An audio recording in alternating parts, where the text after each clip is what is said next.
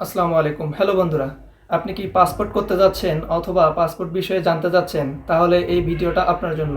2025 সালের এই সময়ে এসে সম্পূর্ণ নতুন আপডেট নিয়ে আমি কীভাবে পাসপোর্ট করতে হবে, পাসপোর্ট করতে কি কি লাগবে, সম্পূর্ণ বিস্তৃত আলোচনা থাকছে আজকের এই ভিডিওতে। তো বন্ধুরা, যারা পাসপোর্ট বিষয়ে জানতে চান সবাই মনোযোগ সহকারে ভিডিওটা দেখবেন। বন্ধুরা, আমি পাসপোর্ট হাতে পেয়েছি 2025 সালের ফেব্রুয়ারিতে। তো আমি কিভাবে পাসপোর্ট পেলাম সম্পূর্ণ শুরু থেকে নিজের ব্যক্তিগত অভিজ্ঞতা আপনাদের সঙ্গে শেয়ার করব। সো চলুন ভিডিওটা শুরু করি। হ্যালো বন্ধুরা, তো পাসপোর্ট বিষয়ে বিস্তারিত আলোচনাকে আমি আজকে কয়েকটা পয়েন্টে ভাগ করেছি। প্রথম পয়েন্ট হচ্ছে আপনার কি কি কাগজপাতি বা আপনার কি কি ডকুমেন্টস প্রয়োজন। যেই সব ডকুমেন্টসগুলো প্রয়োজন মনোযোগ সহকারে সবাই শুনেন। এক নম্বরে লাগবে আপনার এনআইডি কার্ডের ফটোকপি, অর্থাৎ আপনার যে ভোটার আইডি কার্ডটা আছে সেইটার একটা ফটোকপি লাগবে এবং আপনাকে মূল আইডি কার্ডটাও সঙ্গে নিয়ে যেতে হবে।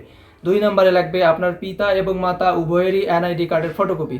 তিন নম্বরে লাগবে চেয়ারম্যান কর্তৃক একটা নাগরিকত্ব সনদপত্রের ফটোকপি, এইটা আপনারা আপনাদের ইউনিয়ন পরিষদে গেলে পেয়ে যাবেন। চার নম্বরে লাগবে আপনাদের নিজের বাড়ির নিজের ঠিকানা অনুযায়ী একটা কারেন্ট বিলের কাগজের ফটোকপি, এইটা আপনাদের ঠিকানা আইডেন্টিফাই করার জন্য লাগবে। এরপরে চার নম্বরে লাগবে আপনাদের সার্টিফিকেটের ফটোকপি। আপনি যদি স্টুডেন্ট দিয়ে থাকেন তাহলে সর্বশেষ যেটা পাস করছেন অথবা সর্বশেষ যে পরীক্ষা দিচ্ছেন তার একটা সার্টিফিকেটের ফটোকপি লাগবে। অথবা আপনি যদি চাকরিজীবী হয়ে থাকেন, আপনি যদি চাকরি করেন দিয়ে থাকেন তাহলে অবশ্যই যেই অফিসে আপনি চাকরি করেন সেখানকার একটা নিয়োগপত্রের ফটোকপি অথবা চাকরির আইডি কার্ডের একটা ফটোকপি আপনার লাগবে। এছাড়া আপনি যদি বেকার হয়ে থাকেন তাহলে আপনার ইউনিয়ন পরিষদ থেকে একটা বেকারত্ব সনদপত্রের ফটোকপি নেবেন।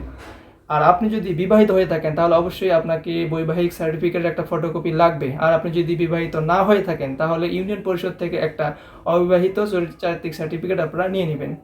ওকে বন্ধুরা, তো আপনারা এই ধরনের সব কাগজপাতিগুলো নেবেন এবং দ্বিতীয় পয়েন্টে থাকছে কাগজপাতিগুলো যে আপনারা সংগ্রহ করলেন এগুলো নিয়ে এবার কোথায় যাবেন।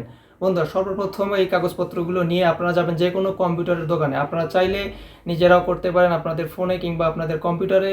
তো যারা একটু ভালোভাবে করতে চান, নির্ভুলভাবে করতে চান, তারা অবশ্যই এক্সপিরিয়েন্স কোনো কম্পিউটার দোকানে যাবেন। গিয়ে সর্বপ্রথম আপনাকে অনলাইনে এই পাসপোর্টের জন্য একটা আবেদন করতে হবে। আপনার এই পেপারসগুলো দিয়ে সম্পূর্ণ তথ্য সঠিকভাবে ফিল আপ করে তারা আপনার জন্য একটা অনলাইনে ই পাসপোর্টের আবেদন করে দিবে। তো আপনি অবশ্যই সবগুলো তথ্য সঠিক আছে কিনা দেখে নেবেন এবং চেক করে নেবেন। তো বন্ধুরা, অনলাইনে আপনারা আবেদনটা সম্পূর্ণভাবে ফিল আপ করে দেওয়ার পরে কিন্তু অনলাইন থেকে আপনাদেরকে একটা কপি প্রিন্ট করে দেওয়া হবে। আপনারা যে আবেদনটা করলেন সেই আবেদনটা সম্পূর্ণ হয়েছে কিনা, সেই আবেদন সম্পূর্ণ হওয়ার পরে একটা কপিটা আপনাদেরকে প্রিন্ট করে দেওয়া হবে। তো আপনারা এই কপিটা নিয়ে এবং আপনাদের যে ডকুমেন্টসগুলো আছে এই ডকুমেন্টসগুলো নিয়ে আপনারা অবশ্যই আপনাদের নিজস্ব এলাকায় যে আঞ্চলিক পাসপোর্ট অফিস আছে সেই আঞ্চলিক পাসপোর্ট অফিসে চলে যাবেন। সেখানে গিয়ে একটু কথা বলতে পারেন।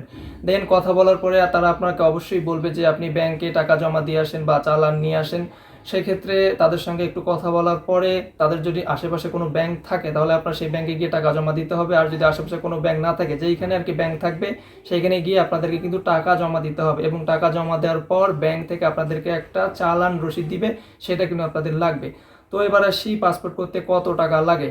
প্রিয় বন্ধুরা, 5 বছরের জন্য যদি আপনি পাসপোর্ট করেন সেক্ষেত্রে সাধারণ ডেলিভারির জন্য লাগবে আপনার 4,025 টাকা এবং 5 বছরে যদি আপনি জরুরি ভিত্তিতে পেতে চান তাহলে লাগবে আপনার 6,325 টাকা এবং 5 বছরের জন্যই আপনি যদি আরও অতি জরুরি সুপার এক্সপ্রেস ডেলিভারিতে পেতে চান অতি দ্রুত তাহলে লাগবে আপনার 8,625 টাকা।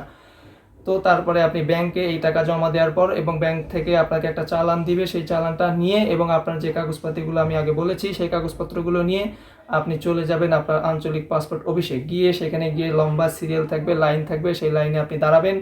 আপনার কাছে যখন সিরিয়াল আসবে তখন গিয়ে আপনার এই চালান, ব্যাংক থেকে টাকা জমা দেওয়ার যে চালানপত্রটা, এই চালানপত্রটা এবং আপনার ডকুমেন্টসগুলো জমা দিবেন। তারপর তারা আপনাকে অপেক্ষা করতে বলবে, অবশ্যই একটু অপেক্ষা করবেন। সমস্ত ধরনের কাগজপত্র এবং আপনার ডকুমেন্টসগুলো জমা দেওয়ার পরে আপনাকে কিন্তু একটা নির্দিষ্ট সময় ধরে অপেক্ষা করতে হবে এবং অপেক্ষা করার পরে যখন আপনার সিরিয়াল আসবে, সময় হবে, তখন কিন্তু তারা আপনাদেরকে একটা রুমে নিয়ে যাবে আপনাদের ফিঙ্গারপ্রিন্ট নেওয়ার জন্য। আপনাদের 10 আঙ্গুলের ফিঙ্গারপ্রিন্ট নেওয়া হবে এবং আপনাদের ফেসের ছবি তোলা হবে এবং আপনাদেরকে একটা সিগনেচার করতে বলা হবে, সেই সিগনেচারটা আপনাদেরকে করতে হবে। সো এই হচ্ছে পরবর্তী স্টেপ। পরবর্তীতে আসলে আপনার আর কোনো কাজ নাই, তারা নিজেরাই আপনাদেরকে করে দিবে। আপনাদেরকে ডেকে নিয়ে একটা রুমে গিয়ে সুন্দর করে আপনার একটা ছবি তুলবে, আপনার 10 আঙ্গুলের ছাপ নিবে এবং আপনার একটা সিগনেচার নেবে। এটা আসলে তাদের কাজ, আপনাদের আর কোনো কাজ নাই। দেন তারপর সম্পূর্ণ প্রসেসিং হওয়ার পরে তারা কিন্তু আপনাদেরকে একটা ডেলিভারি স্লিপ দিবে।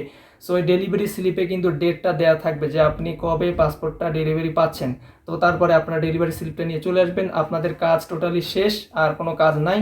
এবং ডেলিভারি স্লিপের ডেট অনুযায়ী সেই ডেটে আপনারা গিয়ে আপনাদের পাসপোর্টটা নিয়ে আসবেন। তো বন্ধুরা, এই হচ্ছে মোটামুটি পাসপোর্ট করার সম্পূর্ণ প্রসেসিং নিয়ম। আপনারা এইভাবে কিন্তু পাসপোর্ট করতে পারেন খুব সহজেই। বন্ধুরা, একটা কথা বলে রাখি, আপনারা কোনো দালাল ধরবেন না, কোনো দালাল কিংবা থার্ড পার্টি কাউকে আপনাদের ধরতে হবে না। একজন সচেতন নাগরিক হিসেবে নিজের কাজটা নিজে করবেন। তো বর্তমান সময়ে কিন্তু পাসপোর্ট করা খুবই ইজি। আপনারা যদি একটু নিজে থেকে যদি একটু খোঁজ খবর নেন এবং নিজে গিয়ে সচেতন থেকে যদি কাজগুলো করেন, তাহলে আসলে অন্য কাউকেই লাগবে না, কাউকেই ধরতে হবে না, কাউকে বলতে হবে না, কিংবা কোনো দালালকে কোনো টাকাও দিতে হবে না। সম্পূর্ণ নিজের কাজ আপনারা নিজে করবেন, খুব সহজ, এখানে কোনো প্যারা নাই, কোনো ঝামেলা নাই। তো বন্ধুরা, যারা ভিডিওটা সম্পূর্ণ দেখলে অনেক অনেক ধন্যবাদ। এবং যদি ভিডিওটা দেখে আপনাদের কোনো উপকার হয় তাহলে অবশ্যই আমার চ্যানেলটা একটা সাবস্ক্রাইব করে দিবেন এবং লাইক করতে ভুলবেন না। সেই সঙ্গে বন্ধুরা, আপনারা পাসপোর্ট বিষয়ে আরও যদি কিছু জানতে চান বা আমার কোনো তথ্য যদি মিসিং হয়ে থাকে, আপনাদের যদি আরও জানার কোনো কিছু থাকে, তাহলে অবশ্যই কমেন্টের মাধ্যমে জানাবেন। আমি আপনাদের কমেন্ট দেখে অবশ্যই পরবর্তীতে ভিডিও নিয়ে আসবো আপনাদের প্রশ্নের উত্তর নিয়ে। সবাই ভালো থাকবেন, ধন্যবাদ সবাইকে।